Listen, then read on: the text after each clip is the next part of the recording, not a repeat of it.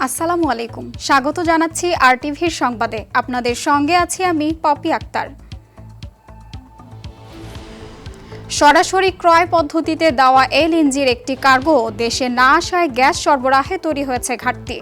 আগস্টে ৩ কার্গো কিনতে ৩ দফা দরপত্র হলেও পাওয়া গেছে ২টি। এর মধ্যে ২৬ ও ২৭ আগস্টের কার্গো প্রতি ইউনিট $25.31 কিনছে সরকার, আর ২৯ ও ৩০ আগস্টের কার্গোর দর বেশি হওয়ায় সেটি কেনা হয়নি।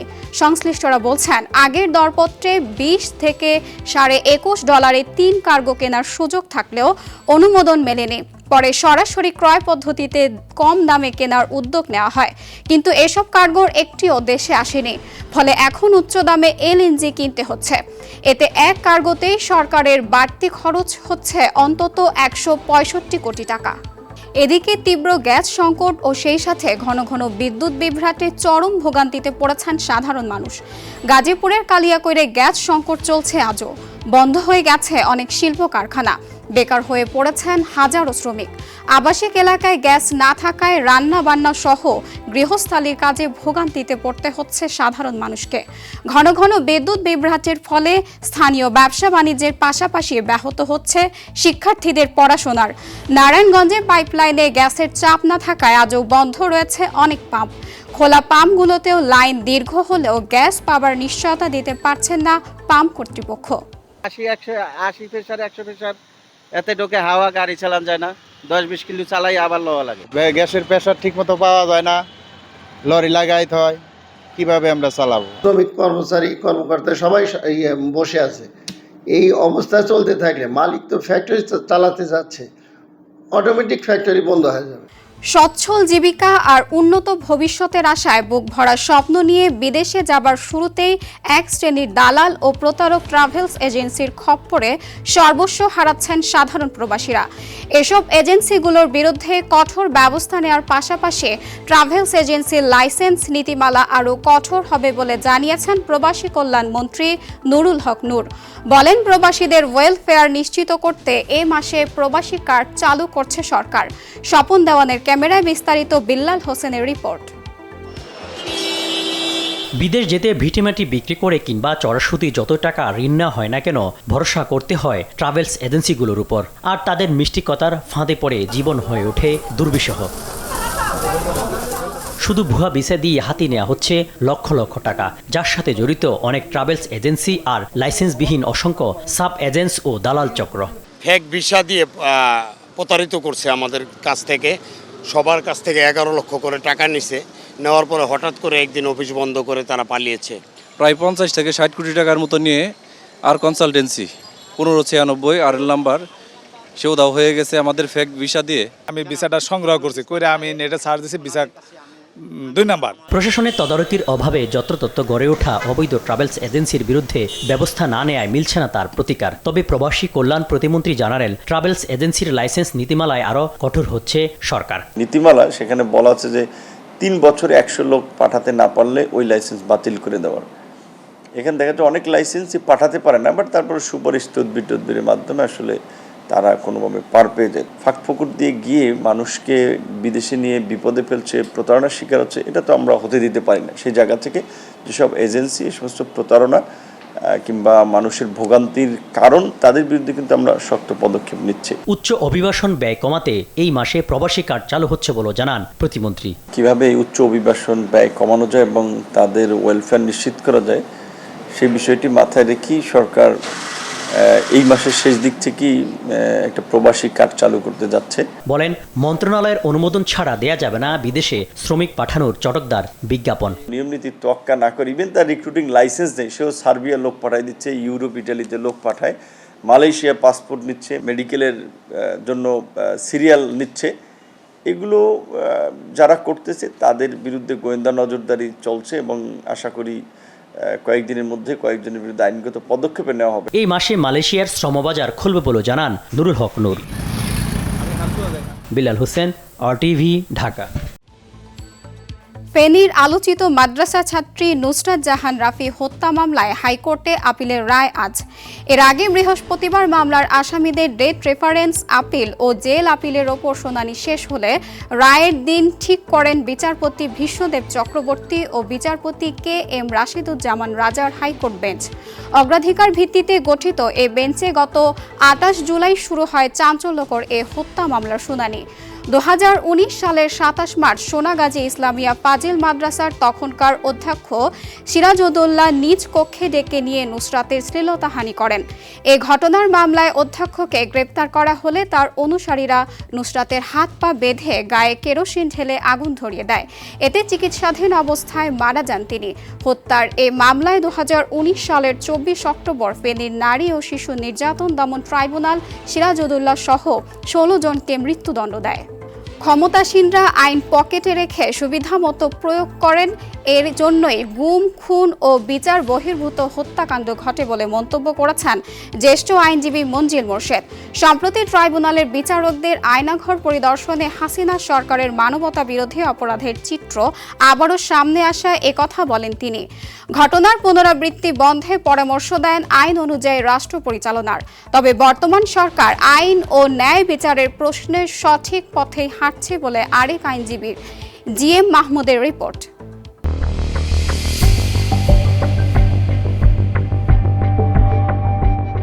আয়নাঘর খ্যাত র্যাবের গোপন বন্দিশালার চিত্র এটি। বিচারিক প্রয়োজনে এ মাসের শুরুতে রাজধানীর উত্তরা র্যাব 1-এ টিএফআই সেল পরিদর্শন করেন আন্তর্জাতিক অপরাধ ট্রাইব্যুনালের বিচারকরা। এতে আবারও সামনে আসে আওয়ামী লীগ সরকারের গুম, খুন ও নির্যাতনের চিত্র। ছোট ছোট সরু রুমগুলোর মধ্যে দিনের পর দিন, মাসের পর মাস তাদেরকে হাত বেঁধে, চোখ বেঁধে রাখা হতো।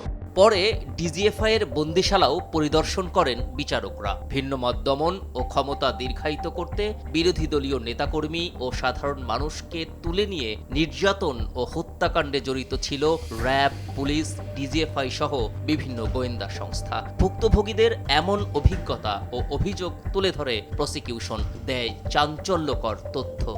এখানে কিন্তু আমাদের ব্রিগেডিয়ার আজমি সহ আজকের মাননীয় প্রধানমন্ত্রী, তাকেও কিন্তু সেখানে আনা হয়েছে, তার উপরে নির্যাতন করা হয়েছিল। তবে আইনশৃঙ্খলা বাহিনীর এ ধরনের কর্মকাণ্ড স্পষ্টতই আইনের লঙ্ঘন। গুম করে মানুষকে হত্যা করা কোনো আইন সাপোর্ট করে না, এটা সম্পূর্ণ আইন পরিপন্থী এবং যারা করেছে তাদের বিচার হওয়া উচিত, ভবিষ্যতে কেউ করলেও তার বিচার হওয়া উচিত। সরকার চাইলে মানবাধিকার লঙ্ঘনের এ ধরনের ঘটনা প্রতিরোধ সম্ভব বলে জানান মানবাধিকার নিয়ে কাজ করা এই আইনজীবী।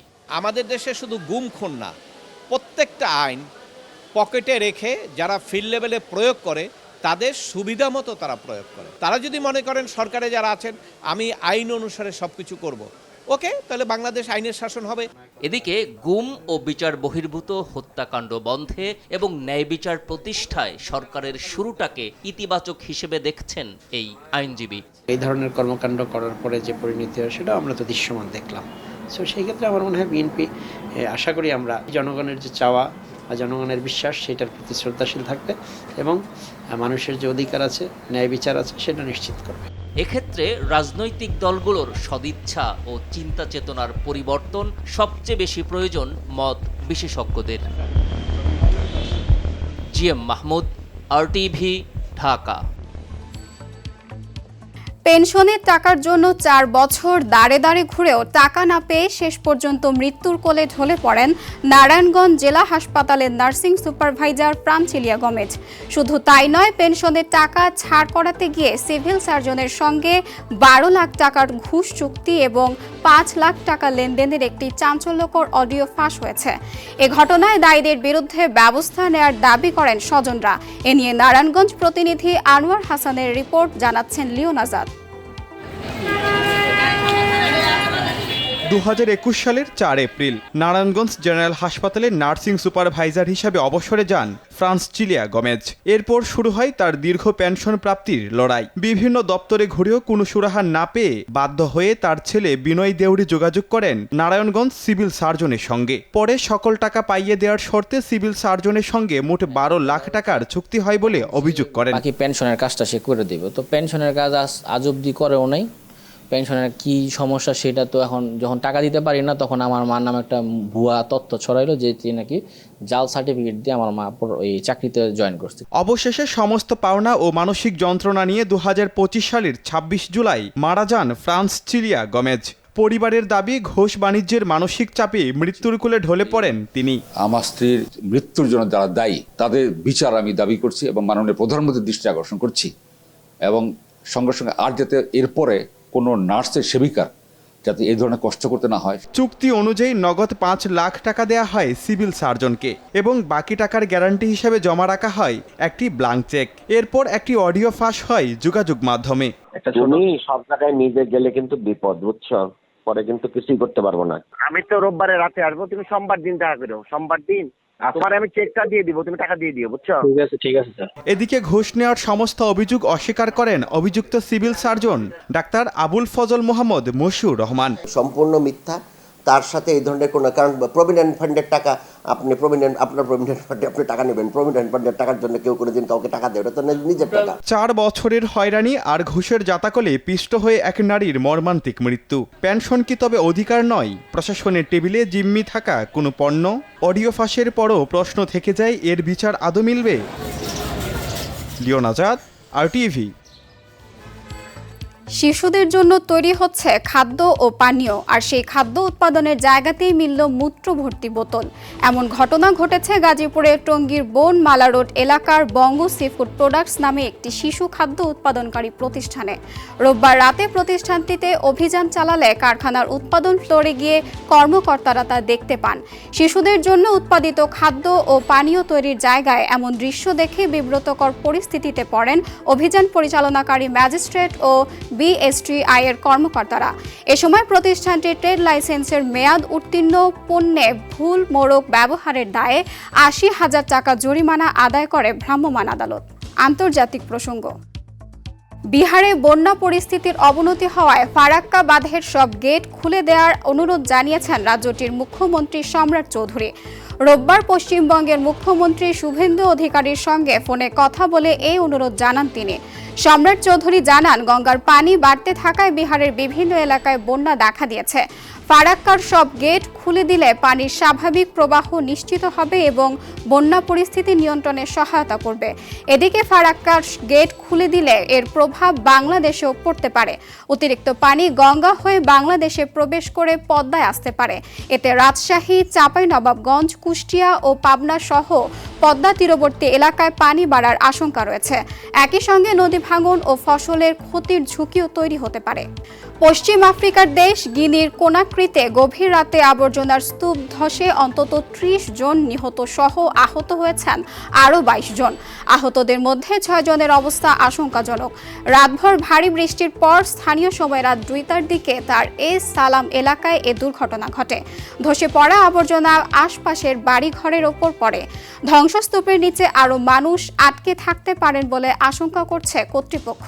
তাদের উদ্ধারে সামরিক বাহিনী সহ বিপুল সংখ্যক উদ্ধারকর্মী ও প্রয়োজনীয় সরঞ্জাম মোতায়েন করা হয়েছে। ঘটনাস্থলে খনন যন্ত্র দিয়ে তল্লাশি চালানো হচ্ছে। উদ্ধার অভিযান তদারক করতে ঘটনাস্থল পরিদর্শন করেছেন গিনির প্রধানমন্ত্রী মামাদু উরি বাহ। ইরানকে চাপে ফেলতে বড় ধরনের অর্থনৈতিক নিষেধাজ্ঞার প্রস্তুতি নিচ্ছে যুক্তরাষ্ট্র, আর ওয়াশিংটনের বিরুদ্ধে পাল্টা হুমকি দিয়েছে তেহরান। মার্কিন অর্থনৈতিক যুদ্ধ চলতে থাকলে উপসাগরীয় অঞ্চল থেকে সব তেল রপ্তানি বন্ধ করে দেওয়ার হুঁশিয়ারি দিয়েছেন ইরান। এমনকি নিষেধাজ্ঞার সহযোগিতা করা দেশগুলোকে যুদ্ধের পক্ষ হিসেবে বিবেচনার কথাও জানায় দেশটি। আরও জানাচ্ছেন ইমতিয়াজ আহমদ। ইরানের বিরুদ্ধে নজিরবিহীন অর্থনৈতিক চাপের ঘোষণা দিতে যাচ্ছে যুক্তরাষ্ট্র। মার্কিন অর্থমন্ত্রী স্কট বেসেন্ট বলছেন, তেহরানের অর্থনীতিকে সচল রাখা সব ধরনের পথ বন্ধ করে দিতে চায় ওয়াশিংটন। নতুন নিষেধাজ্ঞার মাধ্যমে ইরানকে অর্থনৈতিকভাবে বিচ্ছিন্ন করাই হবে এর মূল লক্ষ্য।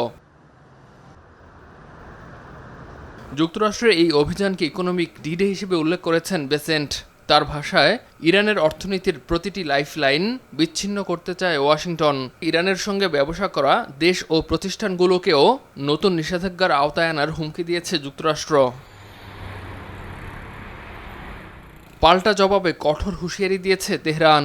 ইরানের নিরাপত্তা কর্মকর্তা মোহসেন রেজাই জানান, যুক্তরাষ্ট্রের অর্থনৈতিক যুদ্ধ চলতে থাকলে উপসাগরীয় অঞ্চল থেকে সব তেল রপ্তানি বন্ধ করে দেবে ইরান। ট্রাম্প যদি কোনো পদক্ষেপ নেন তাহলে আমরাও এর জবাব দেব। পাল্টা আঘাত হবে ভূমিকম্পের মতো শক্তিশালী। শুধু তাই নয়, যুক্তরাষ্ট্রের নিষেধাজ্ঞা বাস্তবায়নে কোনো দেশ সহযোগিতা করলে সেটিকে যুদ্ধের পদক্ষেপ হিসেবে বিবেচনা করবে তেহরান। এদিকে হরমুজ প্রণালী নিয়েও নতুন পদক্ষেপ নিয়েছে ইরান। দেশটির পার্লামেন্টের জাতীয় নিরাপত্তা ও পররাষ্ট্রনীতি কমিশন একটি খসড়া আইনে সমর্থন দিয়েছে, যাতে হরমুজ দিয়ে চলাচলের অনুমতি পাওয়া বিদেশি জাহাজগুলোকেই বিভিন্ন সেবার জন্য অর্থ দিতে হবে। ইরান যুক্তরাষ্ট্রের এমন পাল্টাপাল্টি অবস্থানে নতুন করে উদ্বেগ তৈরি হয়েছে বিশ্বের জ্বালানি বাজার ও হরমুজ প্রণালীর নৌ চলাচল নিয়ে। ইমতিয়াজ আহমেদ, RTV। RTVর সংবাদ এই পর্যন্তই। ধন্যবাদ সবাইকে।